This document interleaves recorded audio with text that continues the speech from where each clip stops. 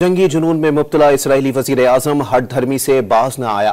खबरदार किया कि हमास ने यरगमालियों की फहरिस्त फराहम ना की तो जंगबंदी नहीं होगी।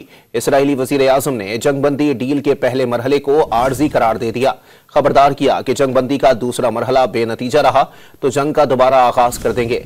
एतराफ़ किया कि इसराइल को गजा में जंग दोबारा शुरू करने के लिए मौजूदा और आने वाली अमरीकी इंतजामिया की हिमायत हासिल है। दोबारा जंग छिड़ गई तो नए तरीकों और बड़ी ताकत के साथ लड़ेंगे। उन्होंने फिलाडेल्फी कॉरिडोर में फौजियों की मौजूदगी बरकरार रखने का भी ऐलान किया। दूसरी जानिब हमास से साथ मुआहदा करने पर दाएं बाजू के इसराइली वजीर बेन गोएर ने इस्तीफा दे दिया।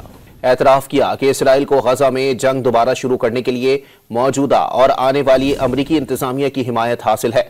दोबारा जंग छिड़ गई तो नए तरीकों और बड़ी ताकत के साथ लड़ेंगे। उन्होंने फिलाडेल्फी कॉरिडोर में फौजियों की मौजूदगी बरकरार रखने का भी ऐलान किया। दूसरी जानिब हमास से साथ मुआहदा करने पर दाएं बाजू के इसराइली वजीर बेन गोएर ने इस्तीफा दे दिया।